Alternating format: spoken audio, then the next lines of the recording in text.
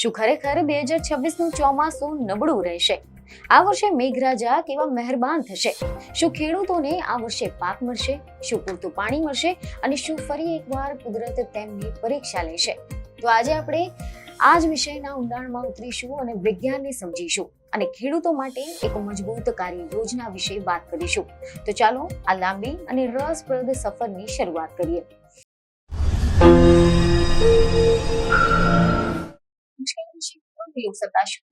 સ્વાગત છે.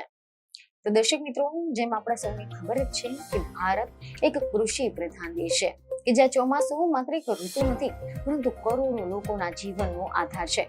ભારત એક એવો દેશ છે કે જેની આત્મા ખેતીમાં વસે છે અને ખેતીનો આધાર ગણાતા આકાશમાંથી વરસતા અમૃત સમાન વરસાદ પડશે. ચોમાસું એક આશા, મહેનત અને પરિણામ વચ્ચેનું સૌથી મહત્વનું કડી હોય છે. જ્યારે આકાશમાં કાળા વાદળો છવાય છે ત્યારે માત્ર જમીન જ નહીં પરંતુ ખેડૂતના દિલમાં પણ આશાની હરિયાળી ફેલાઈ જાય છે. અને હવે જ્યારે એપ્રિલ મહિનાની આ આકરી ગરમી પડી રહી છે ત્યારે દરેક ભારતીયની આંખો આકાશ તરફ મીટ માંડીને બેઠી છે કે આ વર્ષે મેઘરાજા કેવા મહેરબાન થશે. પરંતુ વર્ષ 2026 માટે જે સંકેતો મળી આવ્યા છે તે થોડા ચિંતાજનક છે, કારણ કે 2026નું વર્ષ કંઈક અલગ સંકેત આપી રહ્યું છે. એવા અહેવાલો સામે આવી રહ્યા છે કે હવામાન વિભાગ અને ખાનગી એજન્સીઓ બંનેએ સૂચન કર્યું છે કે આ વર્ષે ચોમાસું સામાન્ય કરતા નબળું રહી શકે છે. આ સમાચાર સાંભળતા જ ખેડૂતોના મનમાં અનેક પ્રશ્નો ઊભા થઈ રહ્યા છે કે શું આ વર્ષે પાક મળશે? શું પાણી પૂરતું રહેશે? શું ફરી એકવાર કુદરત તેમની પરીક્ષા લેશે? કારણ કે ભારતીય હવામાન વિભાગ એટલે કે IMD અને ખાનગી એજન્સી સ્કાયમેટે જે પૂર્વાનુમાન જાહેર કર્યું છે તેણે તો ધરતીપુત્રોના આલમમાં અને સરકારમાં ભાગદોડ મચાવી દીધી છે. શું 2026નું ચોમાસું ખરેખર નબળું રહેશે? શું પ્રશાંત મહાસાગરના પેટાળમાં આકાર લઈ રહેલા અલ નીનો નામનો રાક્ષસ ભારતના નૈઋત્યના પવનોને ઘડી જશે? અને સૌથી મહત્વનો સવાલ કે ગુજરાતનો ખેડૂત કે જે કપાસ અને મગફળીના મબલક પાકની આશા રાખીને બેઠો છે તેણે આ સંભવિત સંકટ સામે કેવા હથિયારો સજ્જ કરવા પડશે? આજે આપણે આ વિષયના ઊંડાણમાં ઉતરીશું, વિજ્ઞાનને સમજીશું અને ખેડૂતો માટેની એક મજબૂત કાર્ય યોજના વિશે વાત કરીશું. તો ચાલો આ લાંબી અને રસપ્રદ સફરની શરૂઆત કરીએ.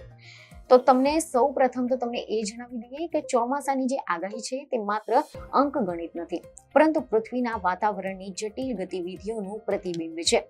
એવા રિપોર્ટ સામે આવી રહ્યા છે કે 13 એપ્રિલ 2026ના રોજ ભારતીય હવામાન વિભાગે એવું જાહેર કર્યું હતું કે આ વર્ષે ભારતમાં સરેરાશના માત્ર 92% વરસાદ થવાની શક્યતા છે, જ્યારે ખાનગી એજન્સી સ્કાયમેટે આ આંકડો 94% બતાવ્યો હતો.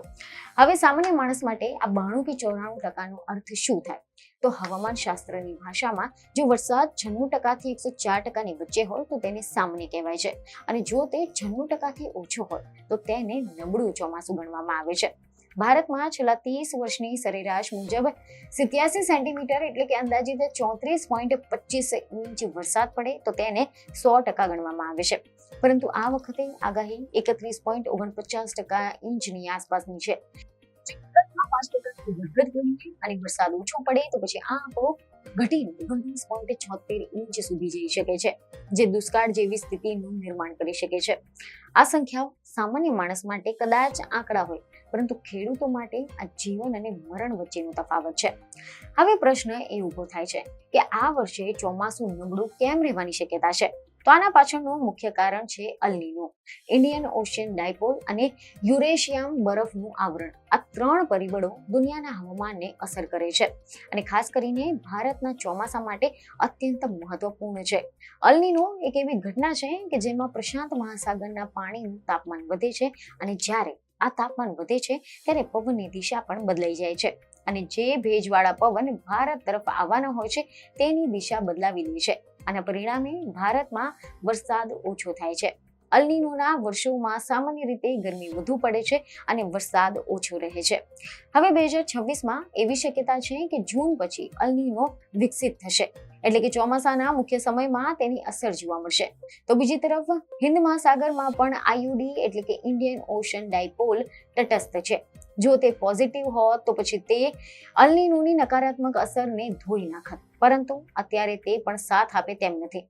ઉત્તર ગોળાર્ધમાં બરફનું આવરણ પણ આ વખતે જોઈએ તેટલું ઘટ્યું નથી, જેને કારણે જમીન ગરમ થઈને હવાનું હલકું જેવું દબાણ ઊભું કરવામાં નિષ્ફળ રહી છે. આ બધી જ પરિસ્થિતિઓ ભેગી મળીને જે 2026નું ચોમાસું છે તેને જોખમમાં મૂકી રહ્યું છે. જે ત્રીજું પરિબળ છે, યુરેશિયામાં બરફનું આવરણ સામાન્ય રીતે ત્યારે જમીન ગરમ થાય છે અને તે હવાના દબાણમાં ફેરફાર લાવીને વરસાદ માટે અનુકૂળ પરિસ્થિતિ બનાવે છે. પરંતુ આ વર્ષે અન્ય પરિબળો વધુ પ્રભાવશાળી હોવાથી બરફનું આવરણ ખાસ મદદરૂપ નથી બને.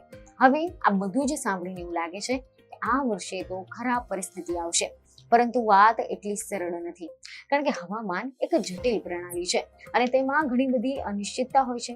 92% વરસાદનો અર્થ એ નથી કે દરેક જગ્યાએ ઓછો વરસાદ પડશે. કેટલાક વિસ્તારોમાં વધુ પણ પડી શકે છે. હવે આપણે વાત કરીએ આપણા વહાલા ગુજરાતની. તો ગુજરાતના ખેડૂતો સાહસિક છે, પરંતુ કુદરત સામે લડવા માટે તેમને આ વખતે બુદ્ધિશાળી બનવું પડશે. ગુજરાત માટે ખાસ વાત એ છે કે છેલ્લા કેટલાક વર્ષોમાં અહીંયા વરસાદનું પ્રમાણ વધતું જોવા મળ્યું છે. આબોહવા પરિવર્તનના કારણે વરસાદના પેટર્નમાં ફેરફારો થયા છે. એટલે કે ક્યારેક ઓછા દિવસોમાં ભારે વરસાદ થયો છે અને પછી લાંબા સમય સુધી વરસાદ ન પડે. આ સ્થિતિને ડ્રાય સ્પેલ કહેવાય છે અને આ વર્ષે એવી શક્યતા વધુ છે. એટલે કે જો ખેડૂતો માટે સૌથી મોટો ખતરો ઓછો વરસાદ નહીં, પરંતુ વરસાદની અનિયમિતતા છે. એટલે કે શરૂઆતમાં સારો વરસાદ થઈ શકે છે, પરંતુ આના પછી લાંબા સમય સુધી વિરામ આવી શકે છે. હવે પ્રશ્ન એ છે કે ગુજરાતના ખેડૂતો શું કરે? શું તેઓ ડરે? શું પાક બદલી દે? કે પછી શું તે કોઈ નવી રીત અપનાવે? નિષ્ણાંતોનું કહેવું છે કે અહીંયા ડરવાની જરૂર નથી, પરંતુ તૈયારી રાખવાની જરૂર છે. સૌથી પહેલા તો પાણી સંચાલન ખૂબ જ મહત્વનું છે. ખેડૂતોને ખેતરમાં પાણી જળવાઈ રહે તેના માટે માટી સંરક્ષણની રીતો અપનાવવી જોઈએ, જેમ કે મલ્ચિંગ, ખેતરમાં રીજ અને ફરો બનાવવાની, વરસાદી પાણી સંગ્રહ કરવા માટે તળાવો કે પછી ટાંકા બનાવવું. જો ડ્રાય સ્પેલ આવે તો પછી પાકને બચાવવા માટે પિયતની વ્યવસ્થા જરૂરી છે. બીજી મહત્વની બાબત છે પાકની પસંદગી. સામાન્ય રીતે ગુજરાતમાં કપાસ, મગફળી, મકાઈ જેવા પાક લેવામાં આવે છે, પરંતુ અહીંયા પણ એવા અહેવાલો સામે આવી રહ્યા છે કે નિષ્ણાંતોનું કહેવું છે કે ખેડૂતો આ પાક ચાલુ રાખી શકે છે, પરંતુ તેની સાથે સાથે ટૂંકા ગાળાના પાકોની તૈયારી રાખવી પણ જરૂરી છે. પાક નિષ્ફળ જાય તો પછી વરસાદ આવે ત્યારે ઝડપથી બીજો પાક વાવી શકાય છે. આના માટે બિયારણ અને ખાતરની પૂર્વ તૈયારી રાખવી પણ જરૂરી છે. ત્રીજી મહત્વની બાબત છે ટેકનોલોજીનો ઉપયોગ. આજે મોબાઈલ એપ્સ અને હવામાનની આગાહીઓ ખેડૂતોને મદદરૂપ બની શકે છે. આજના ડિજિટલ યુગમાં ખેડૂતોએ હવામાન ખાતાની મેઘદૂત એપ અને ગ્રામીણ કૃષિ મોસમ સેવા સાથે જોડાઈ રહેવું અનિવાર્ય છે. રેડિયો, ટીવી, અખબારોમાં આવતી સ્થાનિક આગાહીઓ મુજબ ખેતીના કાર્યોનું આયોજન કરવું જોઈએ, જેથી તેઓ યોગ્ય સમય વાવેતર, પિયત અને અન્ય કૃષિ કામગીરી કરી શકે. ચોથી બાબત છે જોખમ વ્યવસ્થાપન. ખેડૂતોને પાક વીમા જેવી યોજનાઓનો લાભ લેવો જોઈએ, જેથી કરીને જો નુકસાન થાય તો પછી આર્થિક રીતે સુરક્ષા પણ મળી શકે. પાંચમી બાબત છે સમૂહમાં કામ કરવું. ગામના ખેડૂતો સાથે મળીને પાણીનું સંચાલન, સાધનોનો ઉપયોગ અને માહિતીની વહેંચણી કરી શકે છે. હવે જો આપણે વિશાળ દ્રષ્ટિએ જોઈએ તો આ આગાહી માત્ર ખેડૂતો માટે નથી, પરંતુ સરકાર માટે પણ મહત્વપૂર્ણ છે. સરકારને પાણી સંસાધનોનું સંચાલન, બિયારણ અને ખાતરની ઉપલબ્ધતા આની સાથે જ આકસ્મિક પરિસ્થિતિઓ માટે તૈયારી રાખવી જરૂરી છે. જો વરસાદ ઓછો પડે તો પછી પાણીની અછત, વીજળીની સમસ્યા અને ખાદ્ય સુરક્ષા પર અસર થઈ શકે છે. પરંતુ બીજી બાજુ જો યોગ્ય આયોજન કરવામાં આવે તો આ પ્રકારના પડકારની તકમાં ફેરવી શકાય છે. ઉદાહરણ તરીકે માઇક્રો ઇરિગેશન જેવી જે પદ્ધતિઓ છે તેને અપનાવીને પાણીને બચાવી શકાય છે. ડ્રીપ અને સ્પ્રિંકલર જે સિસ્ટમ છે તેના દ્વારા ઓછા પાણીમાં વધુ ઉત્પાદન મેળવી શકાય છે. જૈવિક ખેતી અને માટીના સ્વાસ્થ્ય પર ધ્યાન આપીને જમીનને પાણી રાખવાની જે ક્ષમતા છે તેને વધારી શકાય છે. આના ઉપરાંત કૃષિ વૈવિધ્ય પણ મહત્વપૂર્ણ છે. માત્ર એક જ પાક પર આધાર રાખવાના બદલે વિવિધ પાકોને ઉગાડવાથી જોખમ ઓછું થાય છે. હવે જો આપણે ચોમાસાની અનિશ્ચિતતા વિશે વાત કરીએ તો આ માત્ર 2026ની સમસ્યા નથી, આ એક લાંબા ગાળાનો ટ્રેન્ડ છે. આબોહવા પરિવર્તનના કારણે વિશ્વભરમાં હવામાનમાં અસામાન્ય ફેરફાર જોવા મળી રહ્યા છે. ક્યારેક ભારે વરસાદ, ક્યારેક સૂકા પડતા, તો ક્યારેક ગરમીની લહેરો. આ બધું જ ખેડૂતો માટે નવા નવા પડકારો ઊભા કરે છે. જેથી હવે સમય આવી ગયો છે કે આપણે પરંપરાગત ખેતીથી આગળ વધીને વિજ્ઞાન અને ટેકનોલોજી આધારિત ખેતી તરફ વળવું જોઈએ. શિક્ષણ અને જાગૃતિ પણ એટલી જ મહત્વપૂર્ણ છે. જોકે 2026નું ચોમાસું ચોક્કસપણે એક કસોટી સમાન રહેવાનું છે. વિજ્ઞાન આપણને ચેતવણી આપી રહ્યું છે, પરંતુ યોગ્ય આયોજન ગમે તેવા નબળા ચોમાસાને પણ સફળ બનાવી શકે છે. ગુજરાતનો ખેડૂત વર્ષોથી કુદરતના થપાટ સહન કરતો આવ્યો છે અને દરેક વખતે તે બેઠો પણ થયો છે. આ વખતે પણ જો આપણે પિયતની વ્યવસ્થાપન, ભેજ સંગ્રહ અને પાકની પસંદગીમાં સમજદારી દાખવીશું તો પછી 92% વરસાદમાં પણ 100% જેવું પરિણામ મેળવી શકીશું.